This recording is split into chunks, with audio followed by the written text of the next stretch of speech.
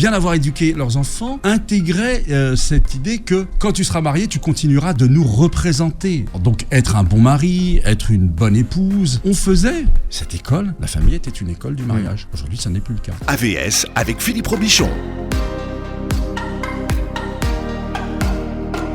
AVS pour À Votre Santé, bonjour, bienvenue. On va parler du couple aujourd'hui avec Nader Alami. Comment ça va, Nader ? Bonjour Philippe, ça va ? Ça va bien. Depuis que vous avez enlevé votre écharpe, je vais beaucoup mieux. Philippe n'a pas du tout accepté que je reste avec votre écharpe. Avec non, vous qui êtes le roi de l'élégance. Voilà. Il m'a sauvé de réaction de vos fans. Voilà. Non, mais c'est tout le temps qu'il fait un temps à mettre une écharpe. Non, mais là, dehors, pas ici. Pas dans les beaux locaux de BFM. Voilà.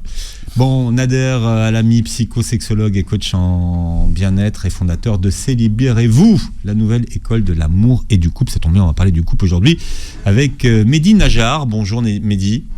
Bonjour, merci chers auditeurs, chers auditrices. Je remercie tout le monde. J'ai hâte de discuter, de vous présenter l'association avec grand plaisir. Merci. Alors, quand vous parlez de l'association, c'est de votre association, celle que vous présidez, qui s'appelle Union Association. 3 pôles, dont un pôle de mariage. C'est pour ça que vous êtes là aujourd'hui. Comment ça fonctionne, le pôle mariage ? Tout à fait. En fait, ça fonctionne avec un fichier Google Form que les personnes remplissent. Après, il y a le deuxième. On reçoit un texto, un message, où on remplit une carte de visite, tout ça, de tout ce qu'on désire. Et après, un entretien entre 45 et 1 heure avec un membre bénévole de l'association. Et après, on fait des matchings. Le but, toujours dans une éthique et dans un respect fraternel. Et on ne communique pas les numéros de téléphone. Les gens échangent dans un compte Telegram. Et c'est gratuit. Et c'est gratuit. Il faut expliquer aux gens que c'est gratuit. Parce qu'aujourd'hui, tout ce qui touche au mariage, c'est plutôt cher. Exact. Les accompagnements au mariage, c'est cher. Et j'ajoutais qu'il y a un suivi, c'est qu'on a la chance d'avoir des thérapeutes et des psychologues sexologues. Présent Nader qui est chez une association qui aide à faire ce suivi. On a deux autres présents, 2 sœurs, qui sont Aziza Conseil et Soumaya Karim. Donc sur une association, il y a un suivi. Ça veut dire, on n'essaie pas de le faire marier au premier regard. C'est vraiment préparer les gens. Pas marier au premier regard. C'est quoi, tout ce travail. Marier au premier regard. Ça veut dire, ils font connaissance, ils se préparent, on fait tous un travail de matching pour qu'ils puissent même, on a un partenaire au niveau des rencontres physiques, et comme ça, de façon respectueuse. Au premier regard, Philippe, c'est la fameuse émission de télévision, où, si je ne me trompe pas, les gens, à peine se sont-ils regardés, et... ils s'aiment déjà ? Et ils s'engagent déjà, je ne suis pas sûr de moi. Alors, disons, ils discutent un peu sans se voir. Et après, à partir de là, ils se voient et après, ils donnent une décision s'ils veulent donner suite ou pas. De notre côté, c'est différent. Voici ça match physiquement ou pas. Exactement. Non, je vous taquine, je savais ce que c'était, mais c'était de vous entendre parler de marier au premier regard. Comme quoi, n'empêche que cette émission fait référence aujourd'hui en France. Ouais. Exactement. En tout cas, ça dit à quel point l'idée de mariage est encore importante dans l'esprit des gens, quoi qu'on en dise. Cette idéalisation de la vie, pas seule, mais en couple, fondée sur l'amour, sur le désir, etc., ça fait encore envie chez beaucoup de gens. Alors vous avez posé une question, Nader, pourquoi les familles n'éduquent-elles plus au mariage aujourd'hui ? Pourquoi avant les familles éduquaient au mariage ? Oui. La famille était une école. La famille était une école où on apprenait plein de choses. On n'apprenait pas que le mariage, mais en fait, on apprenait à l'enfant, puis à l'adolescent, j'aime pas trop ce terme, moi, l'adolescent, au jeune adulte, à sa vie d'après. Et sa vie d'après, qui, toi, à ton tour, tu seras marié, mon fils, marié, ma fille, et voilà comment tu devras faire, etc. etc. Et il y avait cette phrase qui venait souvent. Oui, quand tu seras marié. Mais c'était pas une éducation, c'était aussi pour les parents le fait de bien avoir éduqué leurs enfants. Oui, mais bien avoir éduqué leurs enfants intégrait cette idée que quand tu seras marié, tu continueras de nous représenter. Donc, tu seras un peu l'ambassadeur de la famille. Donc, on ne veut pas que tu donnes une mauvaise image de nous. Voilà. Alors, donc, être un bon mari, être une bonne épouse, parce qu'au premier couac, enfin, surtout si c'est important, première grosse dispute, s'il y en a, et que les familles doivent intervenir, vous voyez, votre fils, c'est pas un bon époux, c'est pas un bon père, ou c'est pas votre fille, c'est pas une bonne mère ou une bonne épouse, etc., etc. Donc il y a cette idée que tu es le prolongement de la famille. Et donc on faisait cette école, la famille était une école du mariage. Aujourd'hui, ça n'est plus le cas. Le gage de notre bonne éducation. Mehdi, vous êtes un peu plus jeune quand même. Hein. Vous êtes de la je rejoins Nader sur plusieurs points, mais moi je rajouterais même quelque chose. C'est que c'est vrai, maintenant le biais a été pris par les réseaux sociaux, Internet. Mais je dis aux familles, voilà, de façon respectueuse, c'est pas parce qu'il y a Internet et c'est très bien, ou les réseaux sociaux, vous pouvez jouer votre rôle tout en ayant, on va dire, une surveillance mais fraternelle et respectueuse, en donnant votre avis, comme il a dit, parce que ça soit en tant que musulman, les parents ont leur avis, et surtout la mère a une importance au niveau des musulmans du paradis. Mais vous pouvez nous donner vos conseils, votre expertise, je rejoins Nader, où ils ont ce regard extérieur, parce que peut-être maintenant, la différence avant, c'est qu'on se voit maintenant au bar, un peu partout, au travail. Donc on devient hyper connecté, les relations se voient partout. Mais voilà, ayez un œil, parce que votre conseil peut aider vraiment d'éviter, comme dit Nader, on va dire pas des dégâts, mais apprenez déjà à vous connaître. Faites, c'est pas cette formation, mais cette préparation. C'est important de se préparer, de se connaître, et de se dire que les parents, donnez-moi un conseil, positif ou négatif. Et soyons, disons, surtout international. Maintenant, la beauté, ça veut dire que maintenant, les gens se marient pour toutes les origines, et c'est ça, sa beauté. Enfin, moi, je fais une différence entre la préparation au mariage et l'éducation au mariage. Pour moi, c'est pas exactement la même chose. Avant, il y avait quand même, on va dire, une certaine prise en charge familiale du mariage des enfants. Hein, donc, les parents même présentaient parfois même les futurs mariés. Oui, et bien ça ne... Enfin, bon, on va être un peu... On va généraliser un petit peu, mais ça n'existe plus. Ou presque plus. Qu'on présente des prétendants. Ce qui continue d'exister, par contre, c'est s'opposer au choix. Ça, par contre, là les familles sont davantage disponibles, acteurs dans l'action. Voilà. Donc, on propose pas, mais on peut te dire non. On n'est pas d'accord, j'aime pas, j'aurais préféré que non, etc., etc. Et ce qui cause aussi quelques problème chez certaines personnes, surtout lorsque ces personnes ont plus de 30 ans, par exemple. Quand vous avez plus de 30 ans, moi j'ai des cas où vous avez des gens qui ont plus de 30 ans, hommes ou femmes, et qui choisissent, qui rencontrent une personne qu'elles aiment bien, etc., et avec qui elles se voient bien faire couple. Et puis vous avez un lever de bouclier dans la famille, surtout la maman, plus souvent la maman que le père, qui s'oppose à cela et qui on entre dans le clash, parfois dans le clash. C'est souvent la mère, mais c'est parfois le père aussi. Hein. J'ai eu des cas où c'est le père qui est frontalement contre, et là dans le chantage affectif, je te renie, on part dans des voilà. Mais ça existe, voilà. Je peux. Allez-y, Mehdi, ouais. Merci déjà Nader. Moi j'aimerais dire, si vous me permettez, formons, avec tout ce qu'on voit dès 13-14 ans, préparons les gens au mariage. Je m'explique, ça veut dire, maintenant, il faut dire qu'est-ce qu'il y a, on est tous hyper connectés, malheureusement la pornographie, tout ce qu'on voit, des fois, est trompeur.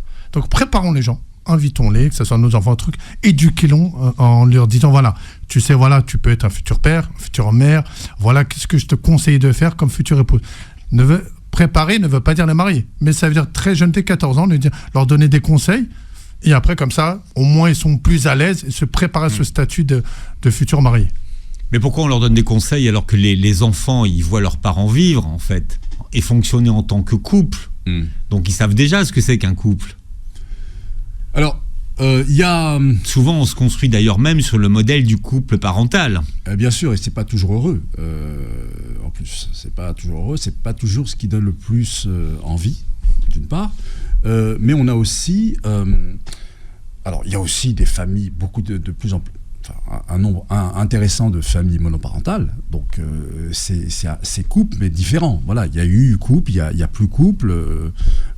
Donc, ça aussi, c'est une autre réalité. C'est-à-dire qu'aujourd'hui, on n'a pas le couple, on a les couples.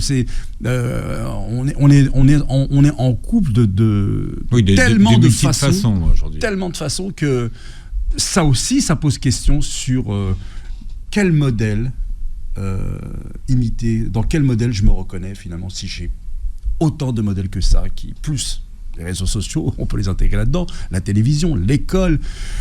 Et finalement, si moi je retiens une chose qui, elle, fait règle pour tous, c'est que tout le monde, absolument tout le monde, apprend à être un bon consommateur. Et ça joue son rôle dans justement le fait de ne pas être préparé au couple. Pourquoi ? Parce que le consommateur est par nature quelqu'un de pressé. Et pour faire couple et pour vivre le couple, il faut être patient. Donc ça ne va pas ensemble. On ne peut pas faire couple sur la durée si on est éduqué à l'impatience. Or, le consommateur, par sa nature, il a un téléphone, il en veut un autre. Il a une voiture, il en veut une autre. Il se lasse de tout compulsif. Rapidement. Exactement. Voilà. Donc ça aussi, apprendre à le mariage, ça passe aussi par se repositionner un petit peu avec des questions telles que celle-ci. À quoi ai-je été formé pendant toutes ces années ? Un bon producteur consommateur, c'est bon. On a réussi à faire de moi un bon producteur consommateur. Maintenant, si j'exprime le désir, si j'ai envie de faire couple avec une personne, j'ai besoin d'autres outils qui ne m'ont pas été enseignés. Voilà. Alors, les familles sont, il me semble, moi, partie prenante de la formation au bon consommateur, au bon producteur, à la bonne productrice, à la bonne consommatrice. Ça, tout va bien, tout le monde sait comment on fait, il n'y a pas de problème. Ça. Tout le monde est d'accord là-dessus. Quelle que soit la confession, quelle que soit l'origine ethnique, tout le monde est d'accord là-dessus. C'est United Color of... voilà. Of carte bleue. Of carte bleue, exactement. Par contre, sur la question des vrais outils qui permettent... La vie avec quelqu'un d'autre sous le même toit, s'engageant dans des responsabilités, peut-être même avoir des enfants. Ouh, là, là, c'est une autre façon de faire, une autre façon d'être. Pourquoi les familles n'éduquent-elles plus au mariage ? On en parle ce matin avec mes invités Nader Alami et Mehdi Najjar, qui est le président de Union Association. Voilà, 3 pôles, dont un qui est dédié au mariage. Il y a une expression qui dit « je marie ma fille » ou « je marie mon fils ». D'ailleurs, on ne l'entend plus beaucoup, hein. « Je marie ma fille ». Avant, les gens mariaient leurs enfants. Ouais. Là, on entend « ma fille se marie, mon fils se marie ouais. ». On entend même ça, on l'entend moins. Ouais. Hein. Oui, on l'entend moins parce qu'il y a eu de plus en plus de célibataires, en fait. Voilà. Bah, oui, on est célibataire beaucoup plus longtemps. Beaucoup plus longtemps. Hein, je suis venu à l'atelier. De Union Association. Exactement. Et j'aimerais, si je peux me permettre, maintenant, en fait, tout le monde, comme vous avez dit au niveau des familles, on a cette liberté comparée à avant. En fait, les parents peut-être se disent, voilà, ils ont... Soit ils travaillent, ils peuvent trouver un partenaire, soit maintenant avec les réseaux, on peut trouver... Ça veut dire qu'il y a cette liberté, mais pas que, c'est pour ça que toujours je dis mais pas que, jouez votre rôle, parce que c'est important comme ça d'avoir cette expertise, ce conseil.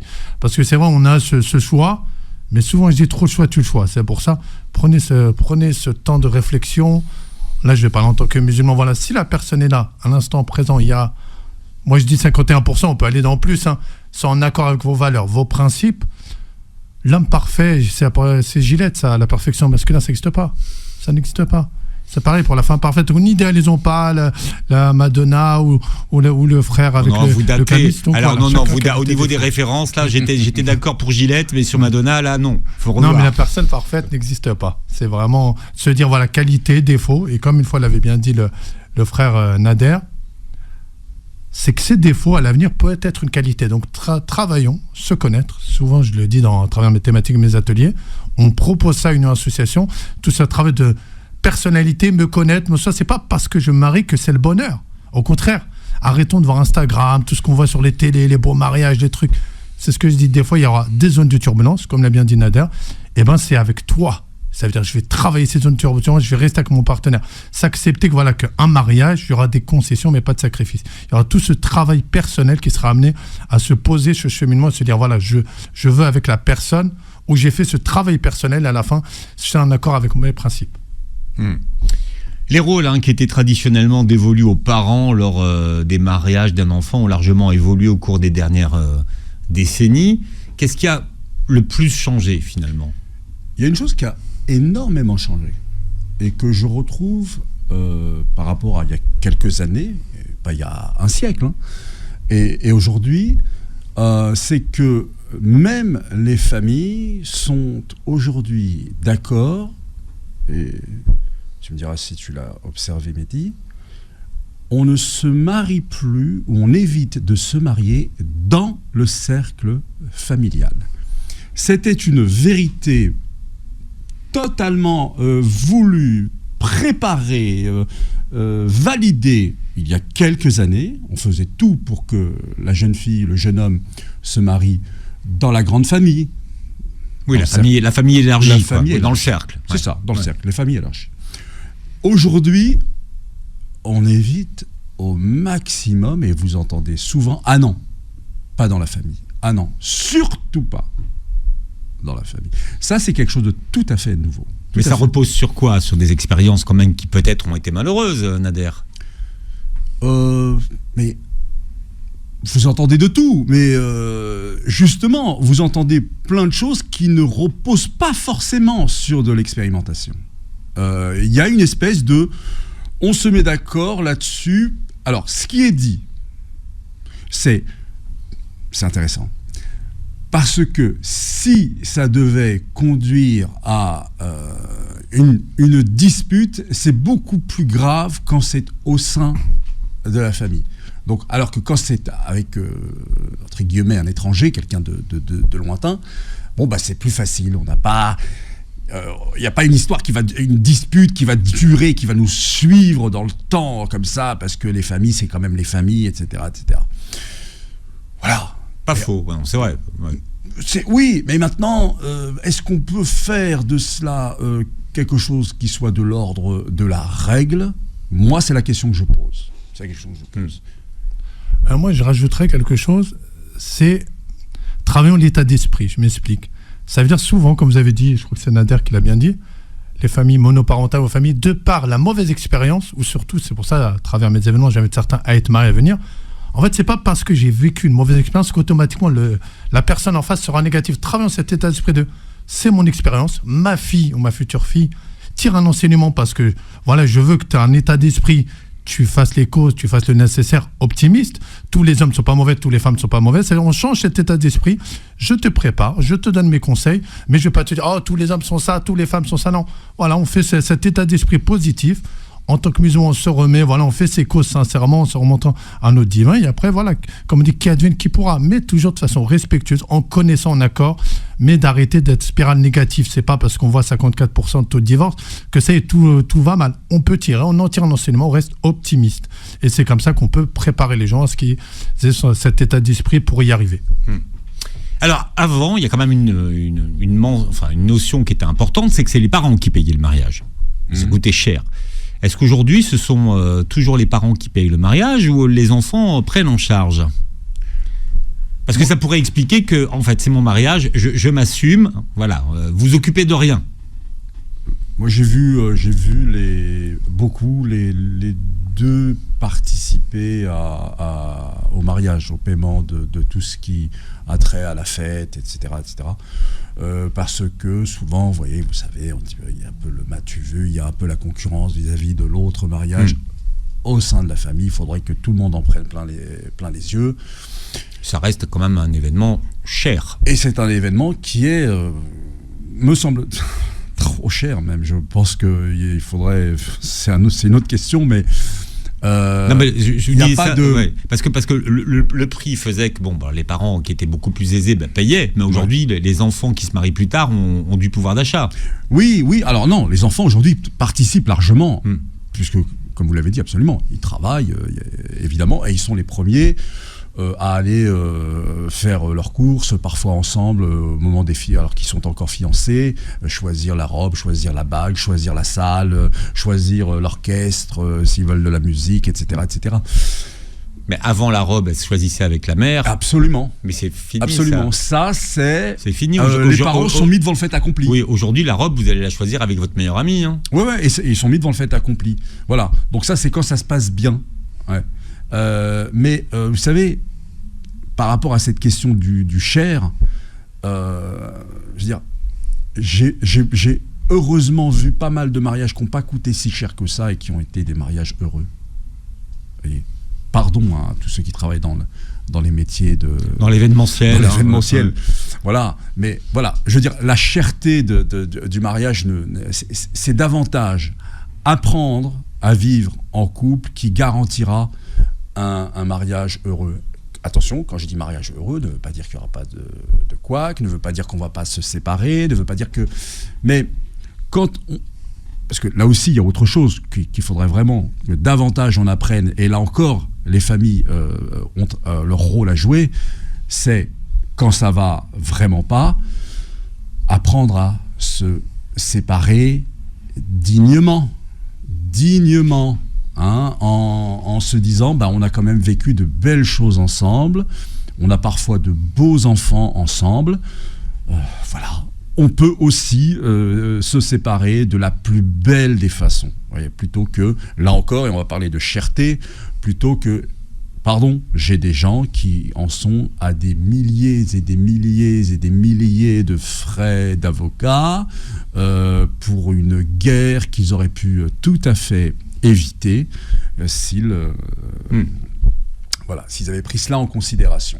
Donc oui, les parents ont ce rôle encore à jouer, parce que même dans les séparations très très troublées, eh bien, voilà, la sage. Qu'est-ce qu'on attend des anciens ?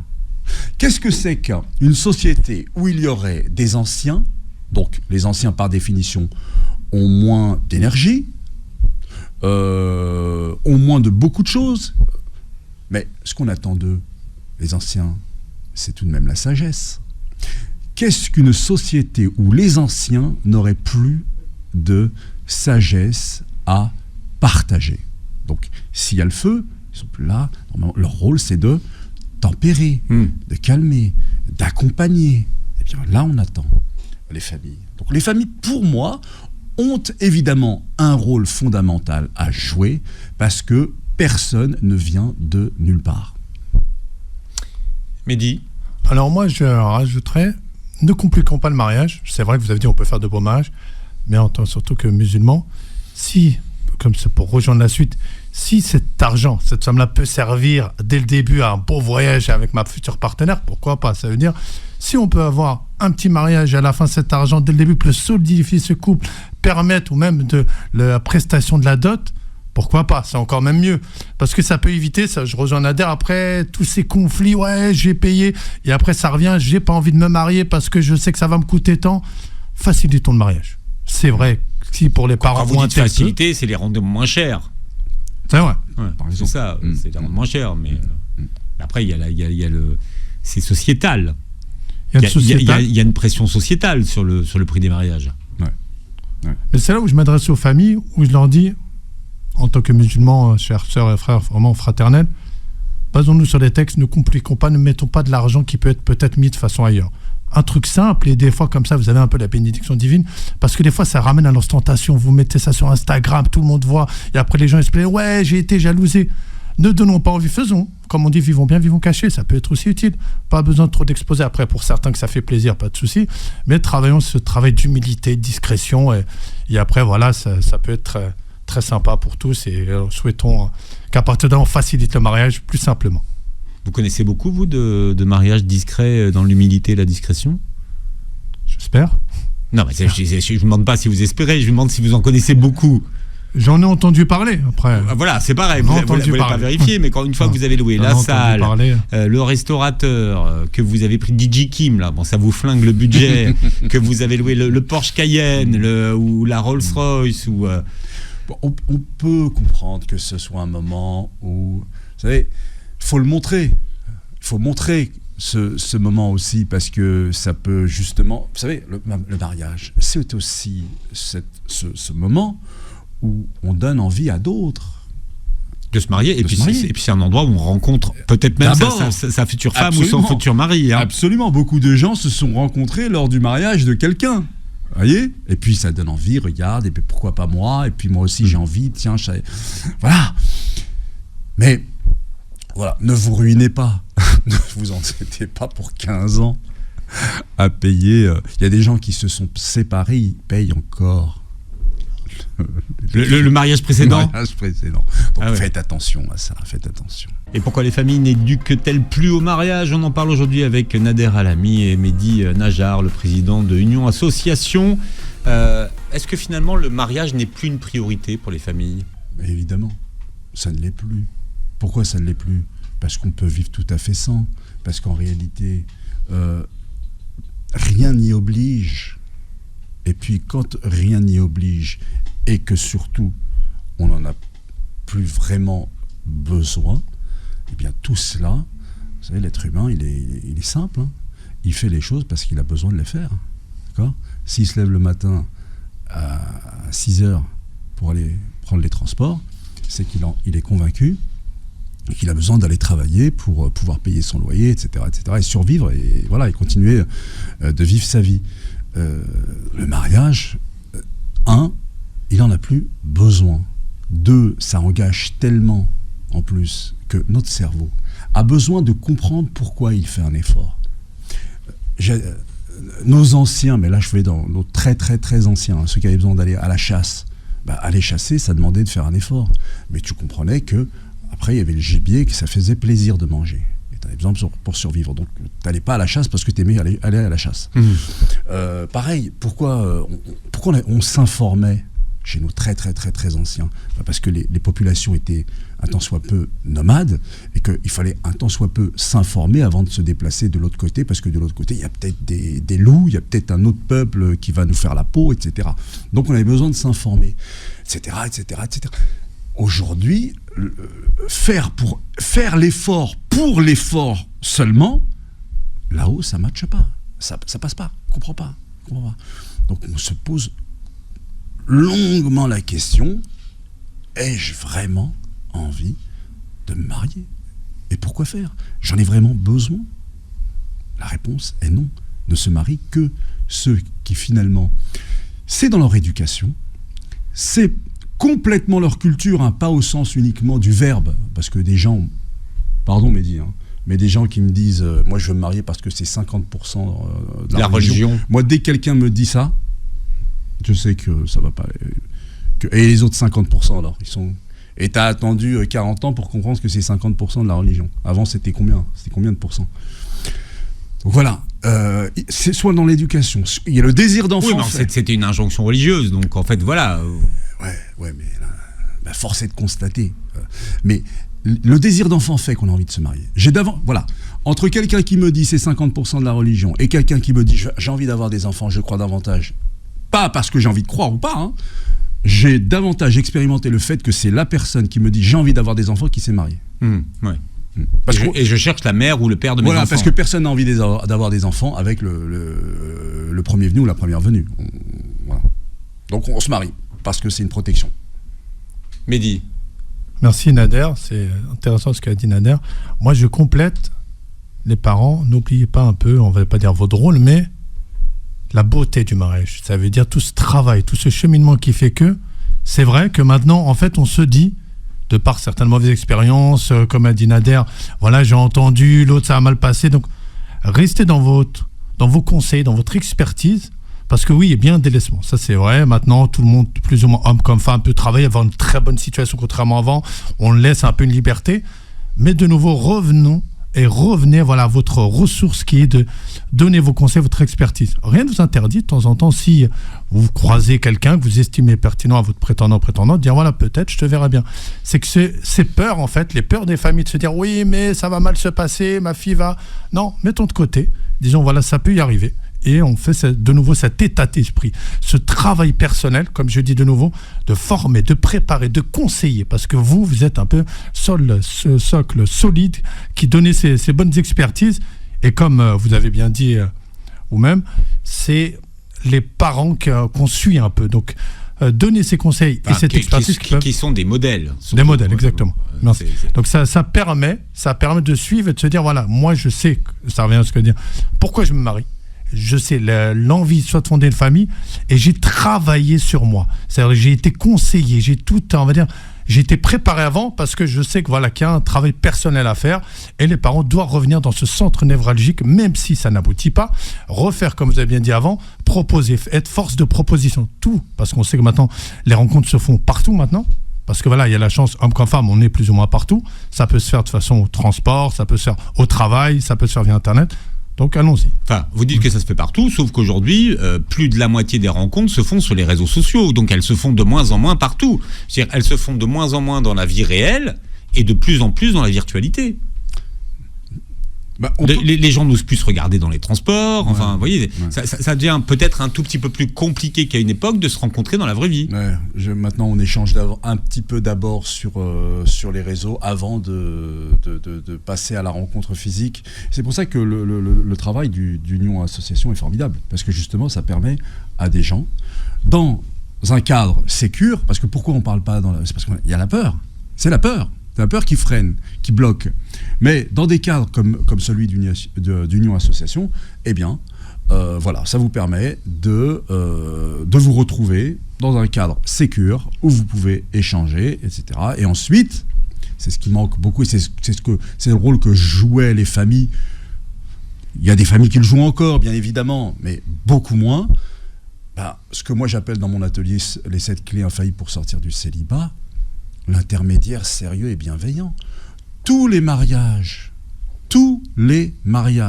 dans le temps, donc dans l'histoire et dans l'espace, quelles que soient les peuplades, se sont toujours faits parce qu'il y avait des intermédiaires qui étaient sérieux et bienveillants. Surtout sérieuses, hein.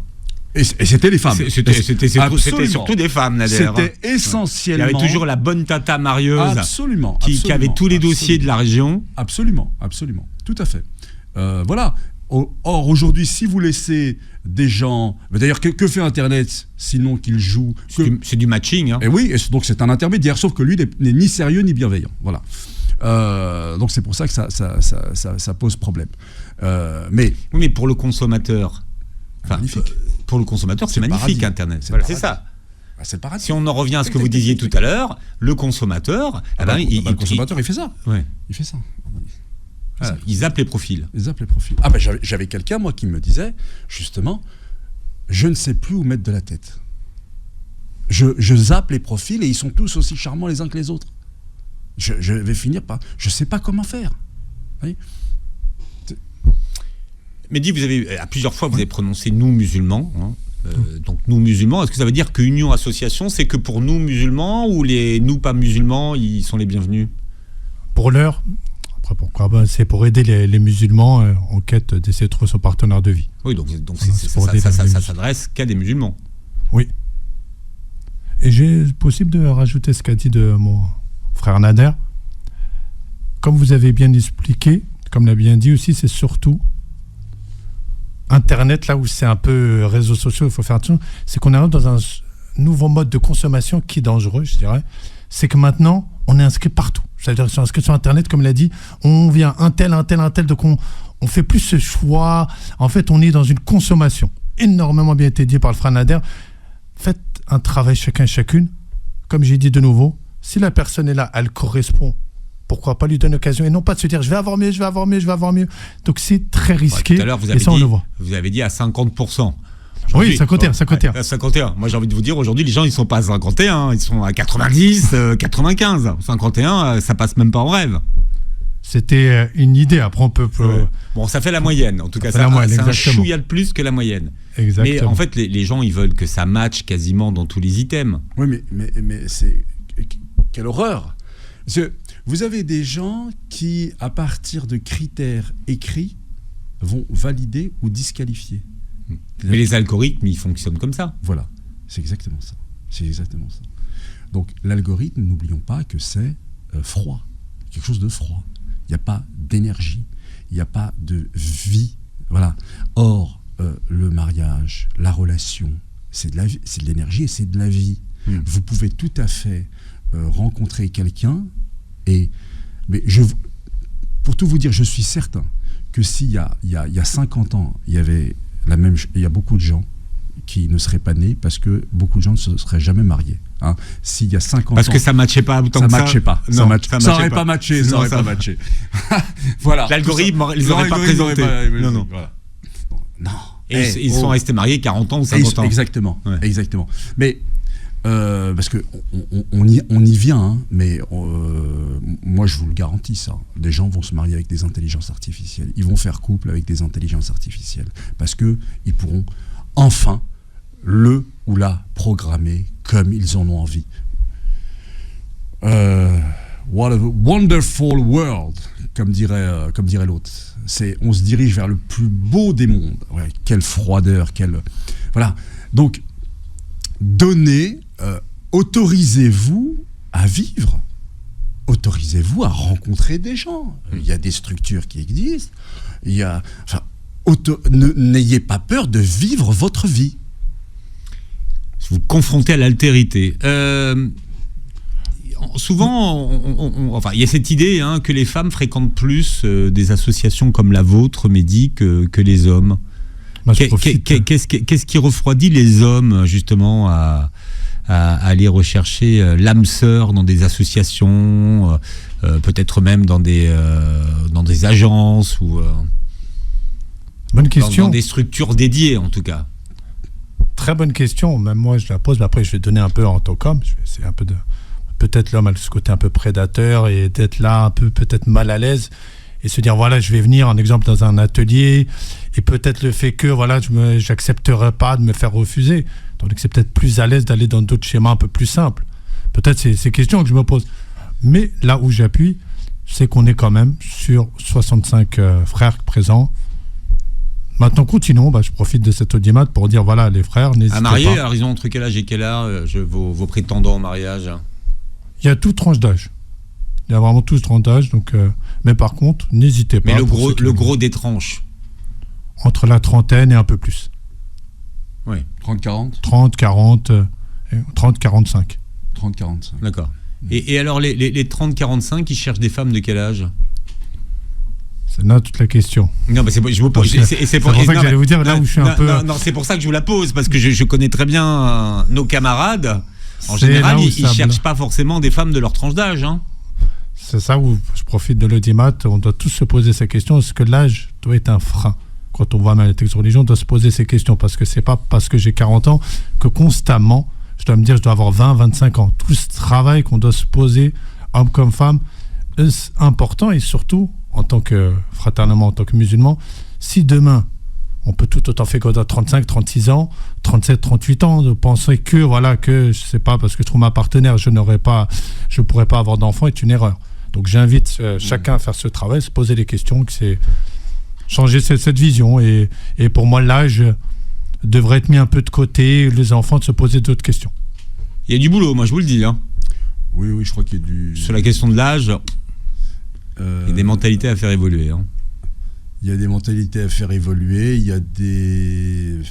vous savez, s'arrêter à l'âge, je crois encore que voilà, on est dans les... Ça, c'est bon pour les algorithmes.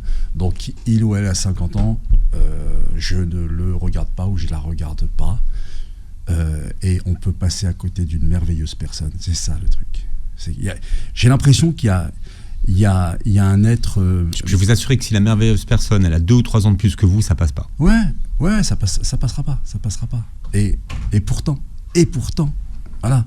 C'est pour ça que se voir avant même de parler d'âge, de profession, de ci, de ça, c'est important. Bien, Mehdi Najjar, président de Union Association, on vous retrouve comment? Sur Instagram, on a une boîte mail, on a également un Facebook et on a également une chaîne, une association. Et je profite. Union Association. Ouais, sur WhatsApp, il y a une chaîne. Ouais. Donc n'hésitez pas.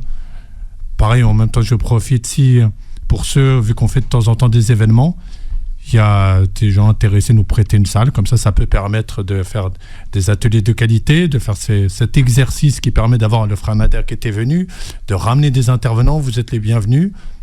N'hésitez pas, parce que voilà, il y a tout un travail qui est fait. Je remercie les bénévoles présents dans une association qui est fait pour faire parce que seul on va vite, ensemble on va loin. Ça veut dire on fait tout ensemble cette préparation, cet exercice au mariage qui fait que ça vous permette de trouver ce partenaire de façon licite et authentique, vraiment authentique pour trouver son partenaire. Merci. Mehdi Najjar, le roi du slogan. Vous avez pu le constater, Nader. Absolument. Le roi du slogan publicitaire. Merci de nous avoir écoutés ce matin. Vous réécouterez l'émission en podcast et sur toutes les plateformes qui reprennent l'émission et vous verrez cette vidéo sur la chaîne YouTube de Beurre FM. Merci à tous les deux d'avoir été avec nous ce matin. Merci de nous avoir prêté vos oreilles et passé une très belle journée santé sur Beurre FM.